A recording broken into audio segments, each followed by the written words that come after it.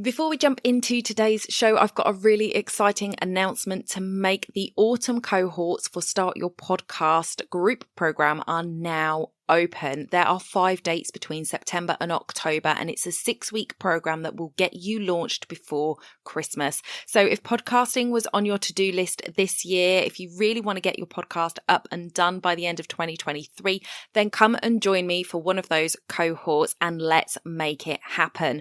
I have a free masterclass available for you called Understanding the Power of Podcasting. You can go over to donnaeade.com/masterclass, watch the masterclass and get access to that enrollment. I hope to see you in one of the autumn cohorts very soon. That's donnaeade.com/masterclass. Let's get back to the show. You're listening to the Wedding Procast UK, the place to be if you want to improve and scale your wedding business. We bring you experts in the wedding industry and in business with hints and tips to help you improve your business. I'm your host, Donna Eade, 10-year wedding veteran and founder of the Society of Professional Wedding Vendors.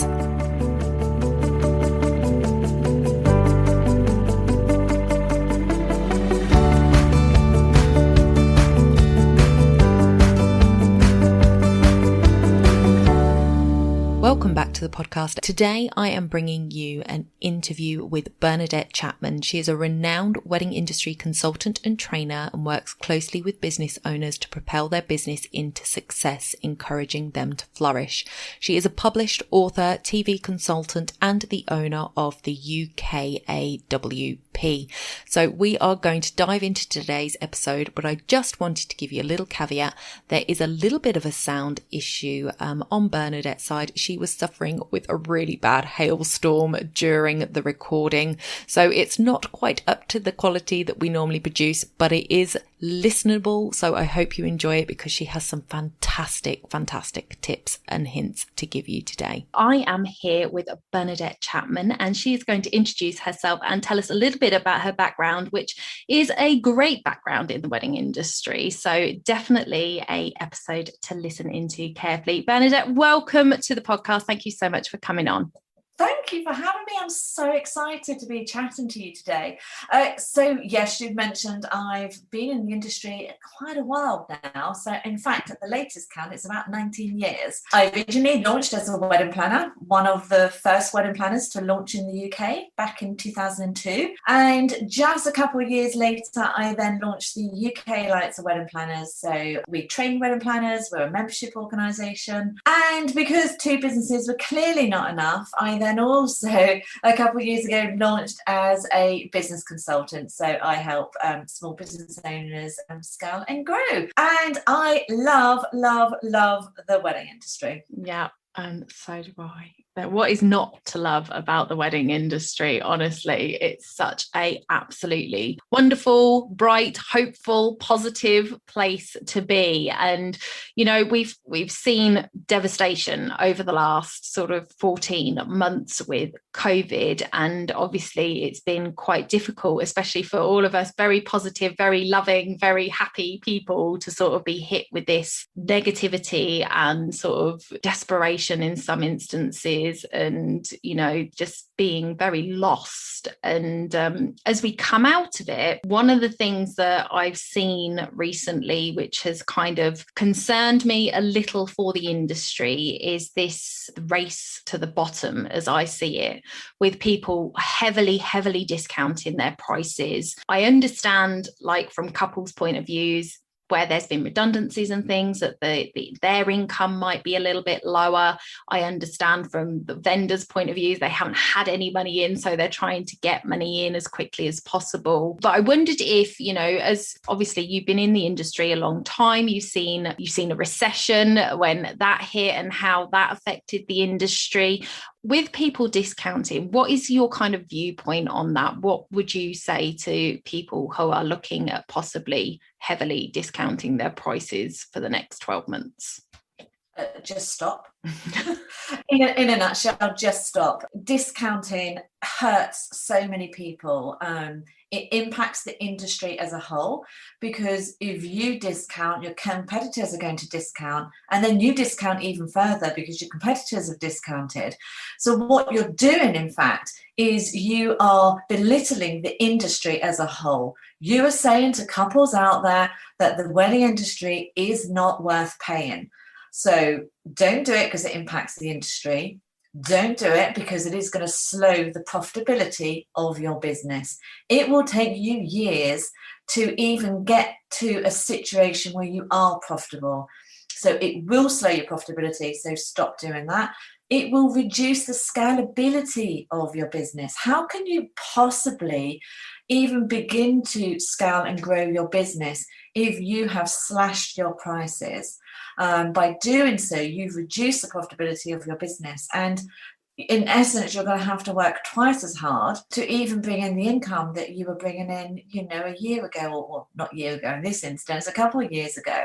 And 100%, it is not the answer to success. There's a little mantra that I always like to say to my members and to my clients: don't reduce your fee to fit a couple's budget. This is very important for you to remember. Now, we've spoken, Donna, about the fact that most of us enter this industry because we love the industry. We have this desire to serve our clients, to give them the very best wedding they can. And that is admirable. I'm not saying don't do that, but you are running a business. And it is not your responsibility if your clients can't afford you. As harsh as this sounds, it's not your problem. If they can't afford you, then they can't afford you. So never, ever reduce your fee to fit someone's budget. Instead, if they want to pay less, you do less. So there are other ways that you can go around it. Yeah, I completely agree. Do not devalue your services, because it's very hard. And it took quite a long time, I think, for the wedding industry to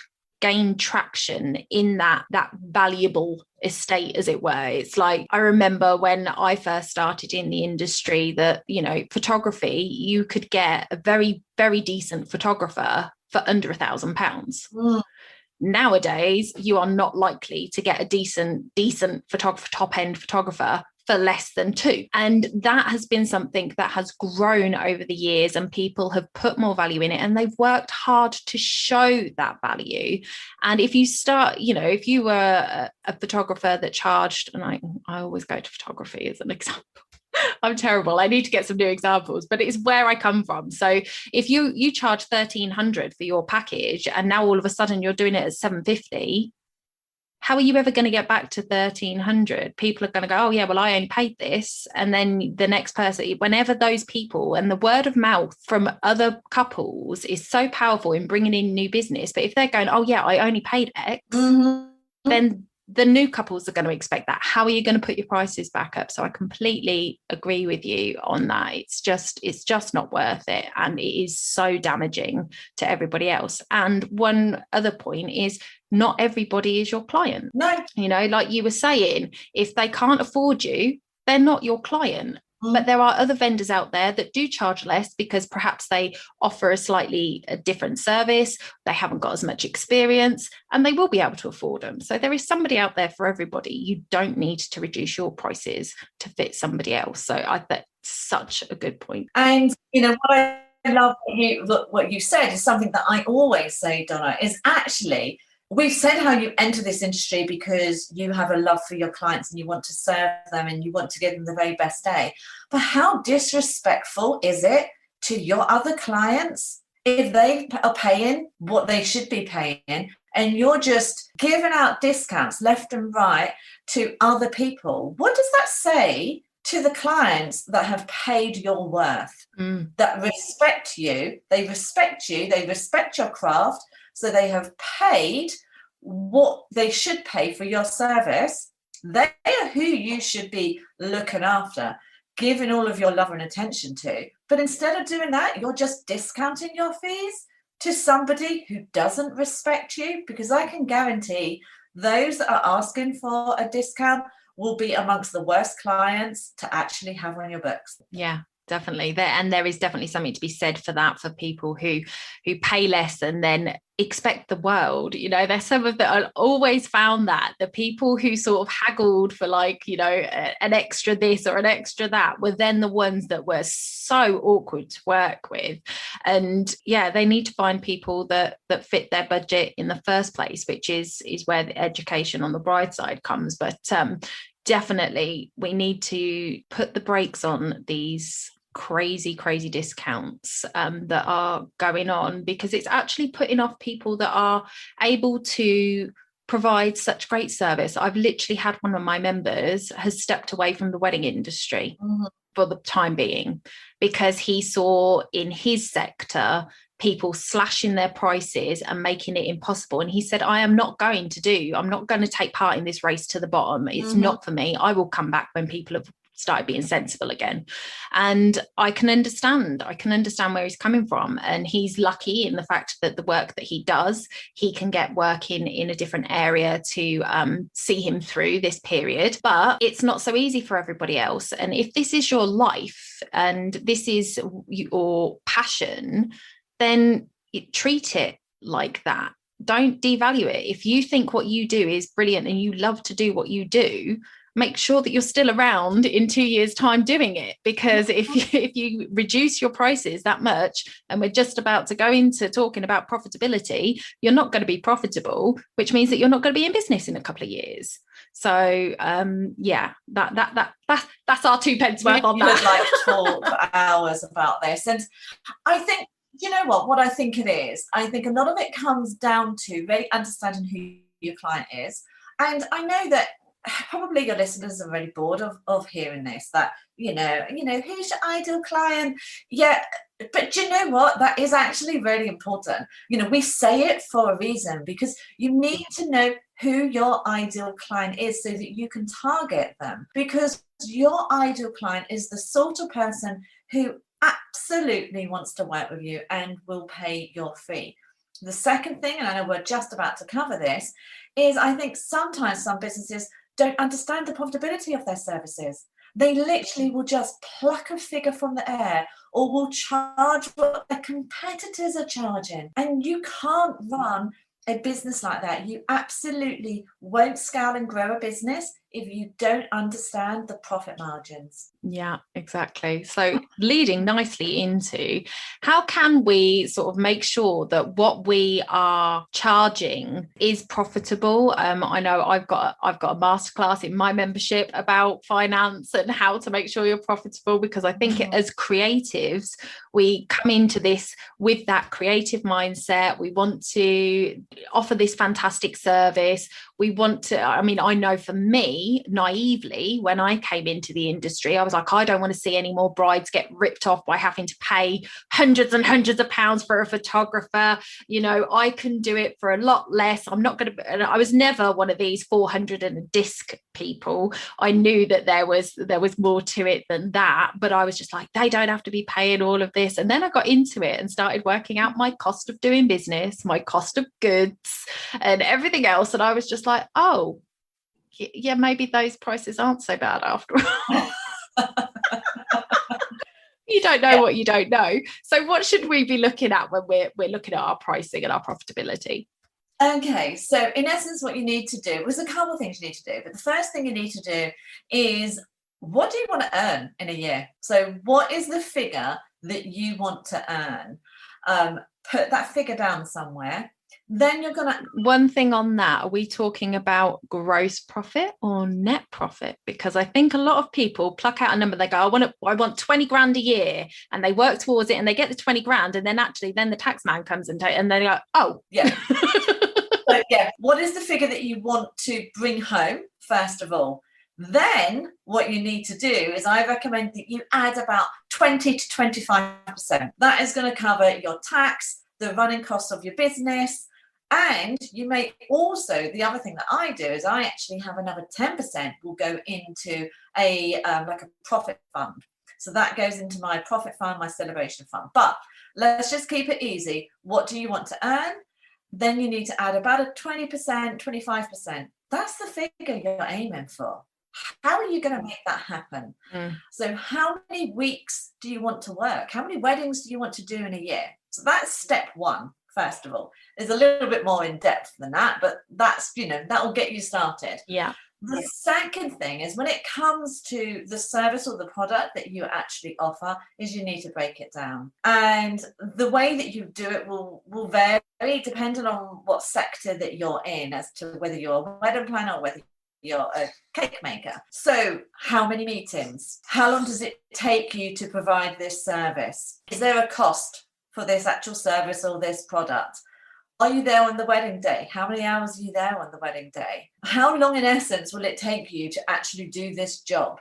What is the cost of providing this job in terms of materials, staff, transport, rent, all those sorts of things? Then that gives you an understanding of what it actually costs you to provide this service or this product. Then you can start charging to bring in that extra to give you that profit that you need. If you keep an eye out, I hope it's okay to say this, but if you keep an eye out, I'm going to have a very reasonable low-cost mini training available very soon that is going to help people do exactly that. I'm sure that it's in your membership as well, so for those that are in your membership, I'm sure you've got it in there as well. It's very simple.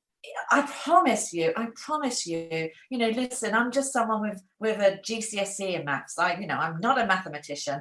I promise you, it is a very simple formula for you to do, to understand, first of all, what figure do you need to be targeting for the year to give you the take-home pay that you want, but also how can you understand the profitability of your service? What does it cost you to actually put that service on? And it's just breaking it down. Now, listen, I'm very analytical. I'm a wedding planner. That's what I do. Break it down. For you creatives, I know you don't want to do that because that's not fun and sexy, is it? But you have to do it. Break it down. Think about every single thing you do to actually provide this service, and either put a cost to the side of it or put some hours to the side of it. For the wedding planners, for example, the real rough and ready, and this won't work for all sectors, but the real rough and ready, if you're a wedding planner and you're listening, if you do full planning, divide the fee that you want to charge by 150 hours. What does that leave you with? Because the times that I see wedding planners charging a fee that brings them about an hourly rate of about £5 an hour, it's like, no, you're not going to grow and scale your business. As you can tell, I get a little bit passionate about this because I really want you all to be charging your worth, because you are worth it. You're talented, you're creative, you're amazing. And you should be receiving a fee that is worth not only the service or the product you're providing, but also is worth your knowledge, is worth the training that you've paid, is worth the money that you have spent on increasing your knowledge as a business owner. That's in essence what you should be doing. You should have money left over, and that is your profit. Yeah. I'll stop now. Sorry. It's so true. It's so true. And I think it's one of the things that, as new businesses, it's the biggest bugbear for people that are already in the industry, is new businesses coming in and just plucking a number out of the air, like you say, and go, that'll do, or seeing what X, Y, and Z's charging, that'll do, and charging it and having no idea to the background of where that number's come from. Now, for some people, they may charge less because they may have a partner that fully supports the household, and they're doing this because they have the passion and the love for it, but they don't necessarily need the income. So they're just, wanting to make sure that they cover their costs and maybe pay for a couple of holidays a year for the family or something like that. So they may charge less because they don't need the money. But those of us that are actually in the industry because this is our livelihood and we are maybe the sole breadwinner in the family, we will be charging more. But then there's also the experience level. Those that haven't got as much experience will charge less. Those that have got way more experience will charge more. So there's lots of factors that impact your charges, but you cannot just come in and just pluck a number out of the air and do it like that. Because, I think that the industry, and obviously I can't speak for everybody, but the industry would be much more accepting of new people into the industry if they could see that the costs made sense. You know, if you're coming in and saying, I can do a wedding photography for £400 plus a disc, you're not going to make friends, you know. But if you come in with a sensible price and they can see that what you're delivering is similar to what everybody else is doing, and you say, okay, you're new to the industry, then you get more support as well. You get, you know, if you can be part of the industry in that respect, you get so much support. And the wedding industry is fantastic. Over the last year, we have shown so much support to everybody. It's been incredible how it's pulled together. So the support is there, but you've got to sort of lead with that maths. And, you know, I'm also only a GCSE maths, but very much like you, I'm analytical. So I like to play with numbers. I like to see how much difference this, that, and the other can make. But it is very simple when you're working it out as you described with, you know, what do you need to earn? What are your costs of what you're doing? How much is that difference thing? So yeah, if you've got details about that training, Bernadette will put it in the show notes so that people can find that as well, because I think it's something really useful that everybody in the wedding industry should do, whether they've been in it 5 years, 10 years, or are brand new to the industry. Is always worth going over and just checking where you are with your profitability. So the next thing that I wanted to talk about was we're going to move away from money a little bit, and we are going to talk about wedding planners, because, you know, that is a big part of your life. And I think that there are a lot of vendors in the world that are missing a trick when it comes to giving themselves extra exposure and possibly more business. So what's the advantages of other vendors working alongside wedding planners? Yeah, and it's, well, let me just say this first of all, that in all my years as a wedding planner, I have some of my vendors that I have been working with for over a decade. Why? Because I like them, I trust them. They do not only what they said they're going to do, but they go over and beyond. And because that, wedding planners are incredibly loyal. So once we use you, we like you, we trust you, we're going to be using you again and again. So what does that mean for you? It means repeat business in a nutshell. With a couple that are getting married, you are marketing to new clients again and again and again. If you put wedding planners in your marketing strategy, you will be getting multiple bookings from that wedding planner. So you're going to be getting repeat business from the wedding planner. But the other huge advantage is wedding planners are really, really good at social media. So you can bet that we will be sharing those images on social media. We will be tagging you. We are so good at tagging. Wedding supplies, I hate to say it, you're not so good at tagging.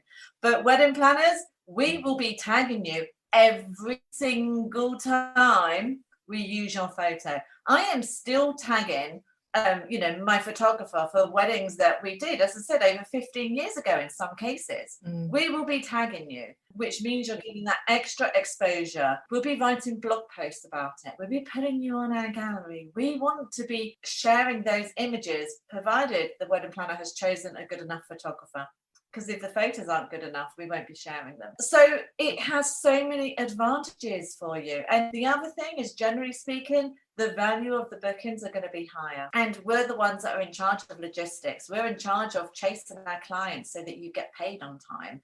We're the ones that are producing the schedules, giving you all that information that you actually need so that you can do your job properly. We're taking a lot of that kind of the admin away from you, really. Yeah, and that is such a good point that you make there, because I think a lot of us feel like, I've heard a lot of stories about people going, I don't want to work with a planner, they're going to boss me around. But actually, it's about you're literally taking the stress off of both sides of the coin. You know, you're taking the stress off of the couples because they haven't got to chase vendors for information and, you know, emails and contracts or whatever. They don't have to do any of that. You do it. And then on the other side, the vendors can say, yeah, I can do that date. And then you literally go back and you go, here's the contract, here's this. And you're that middle person that kind of takes all the grunt work out of it for everybody. And so I think what you said about introducing wedding planners as part of your marketing plan is pretty genius, actually. So when it comes to working with planners, how is it? Because obviously I'm assuming that planners will have a couple of options on their books, maybe not like loads and loads, but they will have a couple of people from each industry on their books in case people are booked for a day, or in case the budget is slightly different, so that they've got some options. So it's not like if a planner has got a photographer on his books, you're never going to get in there, don't bother, like with some venues that are just like, I'm only working with that photographer or something. So how is it best to approach planners if you want to start working with them? Yeah, this is actually really important. Before I answer that, actually, the other thing that I just want to highlight is sometimes suppliers may think, I don't want to work with a wedding planner. As you said, it could be they don't want to be bossed around, but they almost don't see the point. The other thing is, we all know that we're only as good as our last portfolio, and wedding planners are very good at creating a design concept. I've had situations before where someone, say a marquee company, is showing images to a client and they've said, oh yeah, this is the florist, so it's one of my weddings, and instead of referring me, they've said, oh yeah, this was the florist, this was the production company, and then the client will then go away and they'll hire all of those suppliers independently. And I have no hesitation saying this, by the way. I then look at the images after. They've tried to recreate what I've done and it looks naff. Because the fact is, a wedding planner is orchestrating everybody. We are making sure that there is synergy in the design with the cake maker, with the stationer, with the linen, with the furniture, with the production, with the lighting, that everything blends to create a very cohesive design. Because I've had situations where, say my florist has done a job and they've tried to recreate what we've done, but the linen's awful, the furniture's awful. And so I know for some of you, you may not necessarily care about the design, but for those of you that do care about the design, a wedding planner will make sure that it all comes together. I just wanted to say that really quickly. Okay, so in terms of how to work with wedding planners, let's talk about what doesn't work. So what doesn't work with most of us is calling us. I'm sorry, we're just really busy. What doesn't work is sending a blanket email that says, dear sir. That's probably the quickest way to really frustrate us. And what doesn't work is just blindly offering commission. Yes, there are some planners that take commission, but actually, did you know that not one member of the UK Alliance of Wedding Planners takes commission? So actually, by offering commission, you've just insulted them. You're not going to build a relationship. What you want to do is concentrate on nurturing. How can you nurture that relationship? Just like you would probably do, say, with a venue. Follow them on social media. I mentioned earlier how we are active on social media. So follow them on social media. Like, comment, share, interact with them, send them voice notes. I kind of want to mention bribery. Now, that probably makes me sound really bad when I say this, but let me explain, okay? I'm going to tell you a story of many, many years ago. It was just after Christmas, and I received a package from a band, and had the brochure. This was back in the day, by the way. They sent me a DVD. Yes, I know, for all of you young generation. What's a DVD? Yeah, exactly. So they sent me, brochure, DVD, and all of that. But what they also included was a slab of chocolate. Now, you're just talking a slab of chocolate from Hotel Chocolate. Wasn't very much money, but I was like, ooh, chocolate. Ooh, I might actually watch this DVD then. Watch the DVD. What did I do? Book them consistently. They probably did 4 or 5 weddings with me year after year after year. Thousands of pounds worth of business. This band was 5,000 a pop each time. So the reason why I'm mentioning that, it's not about bribery per se, it's about getting their attention. How can you get their attention? If you're a cake maker, instead of charging for a tasting box, send some samples out to them. If you're a stationer, send some samples. We want to be able to feel in touch your samples. If you're a photographer, do you fancy meeting for coffee? And what I'll do while we're there, I'll just snap a few photos of you. I'm not talking about have a full-blown branded shoot. What I'm talking about is you sit down, you have coffee, you show your images, and whilst they're sat there, you just take a few photos. We're always after new photos to use of us on social media. What do they then do? They tag you. It's a win-win. So think outside the box. Don't just be bland and boring. What can you do to get their attention? And the final point I'm going to make, there's so much I can say about this, but the final point is actually just like with your marketing, where you shouldn't be targeting everybody. Don't target every wedding planner. Who suits you? Who suits your niche? If you do very bohemian weddings, why are you targeting a wedding planner that does very high-end luxury weddings? Target the ones that really suit the niche that you do as a supplier.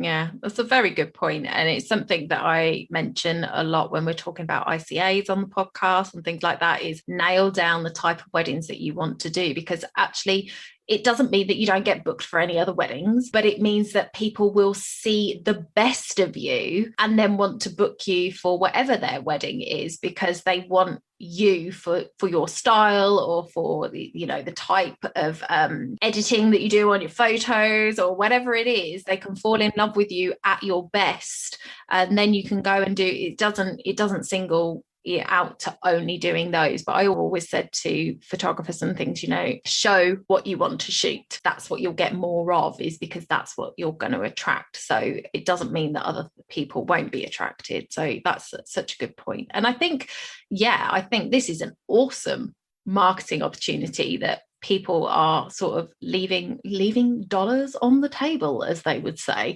It's a really great opportunity to really sort of get in there, and like you say, it's a little bit of effort up front, but then once you're in, that loyalty, you know, and you see it with venues all the time, that people are just like, oh, you know, I do this, but how am I supposed to get in with a vendor, with the venue? Because they literally take one person in each thing, and then that's it. And they'll say, these are who we recommend, and you're never getting back on, you're never going to get a chance to get on that list. So just, that little bit of effort up front, and it can make all the difference. And like Bernadette was just saying, that band got repeat business year on year for years because of being a little bit outside the box with what they did. So brilliant tips. Thank you so much for that. My pleasure. What I just wanted to finish up with was, obviously, because you have been in the industry a good few years now, coming up for a new birthday. So what do you see the future of the industry being? Obviously, you haven't been through a COVID, and none of us have, and it's kind of still quite difficult, I think, to see what the industry is going to look like post COVID. But what are your thoughts and feelings on that? Where do you see us going? Yeah, I'm actually quite excited about the changes, because I feel that some people in the wedding industry have just been a bit boring, and they've been a bit stagnated. And I feel that, if anything, this has shaken the industry up a little bit. So where do I see it going forward? Well, definitely the latter part of 2021 is going to be really busy. 2022 and 2023, I'm seeing members saying that their diaries are nearly closed. So we are going to be busy. The changes that I see happening is embracing technology, where couples have got used to technology. So actually, they won't be expecting quite as many in-person meetings. They'll be happy to do things over Zoom. 100%. So they will be embracing technology. They will be slightly hesitant about handing over big sums of money. So you might want to look at your terms and conditions, and your payment terms in particular. And instead of having big deposits and big bulk payments, can you split that into smaller payments? They probably will feel more comfortable with that, particularly with those that can't get insurance right now. Now, the other thing that I am predicting that's going to be happening is you're going to have Generation Z are going to be getting married before you know it, which is rather frightening, considering my son is Generation Z. But they actually, and he's not getting married, can I just say?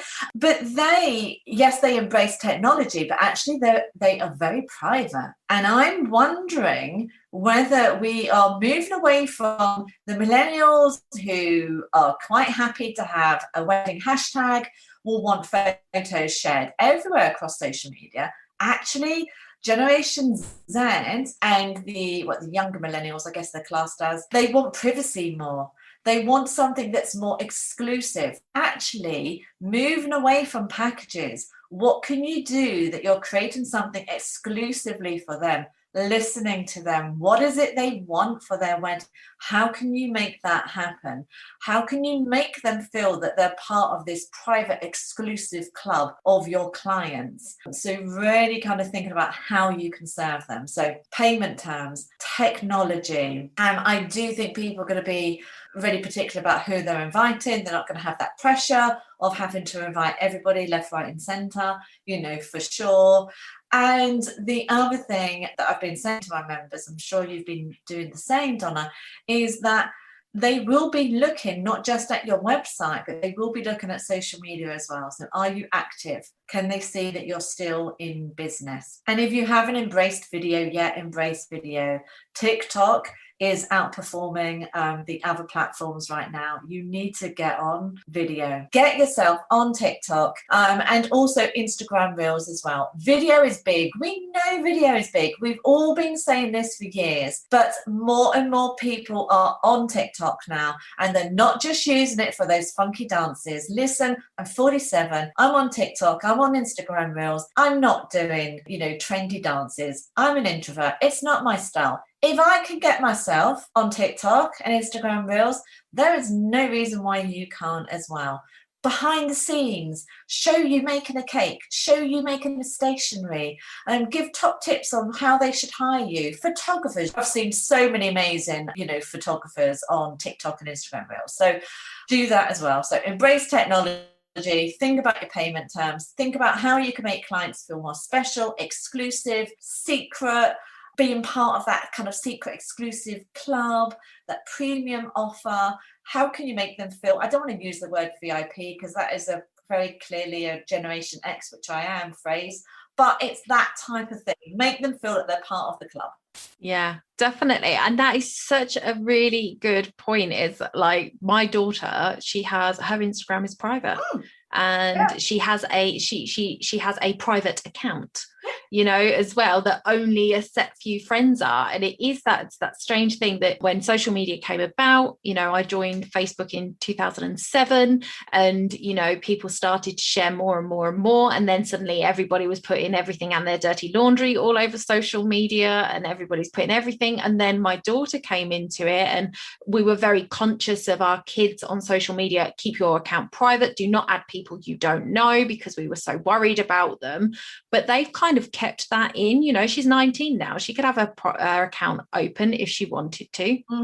She doesn't, because she's not on, she barely uses Facebook. She's using Snapchat, talking to her mates, she's watching TikToks like they're going out of fashion. She'll go on Instagram to have a look at some of her friends' accounts, but she's not really, I think on the one that I connected to her on, she's got like 9 photos. Yeah. And I think the last 3 she's put, well, it's been a while, as a line on all of them, because she just doesn't use it. So I think, it's going to be very interesting seeing how the next generation and social media actually impact not just the wedding industry, but any kind of business with respect to reaching your clients in that way. So that was really, really good, useful information. It's fascinating. I've done so much research on it, and it is fascinating. And I won't talk about it for too long, but all I'm going to say is what it is Generation Z are known as the bloggers' children. So we're the generation where we plastered their baby photos on Facebook, and we're sharing images of them left, right, and centre. That now they're rebelling big, and so I'm not allowed to post photos of my teenage boys. I can still do it with my 11-year-old daughter, but there will be a day where she tells me I can't. Yeah. Oh, I get that all the time. Don't you dare share that photo. She hasn't seen the repost that I've done of the post that came up on my memories today yet, so I'll get it in the ear for that later. All right, that is it for this week, guys. Thank you, Bernadette, so much for coming on the show. It's been fantastic having you.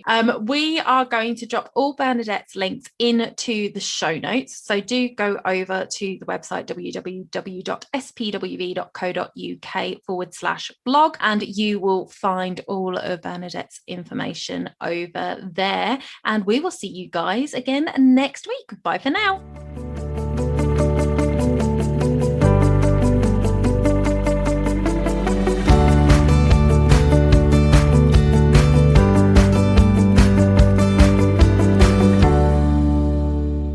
Don't forget to hit those stars and leave a review of the podcast where you listen if you found value in what you heard today. It's a free way you can help the podcast reach more people just like you.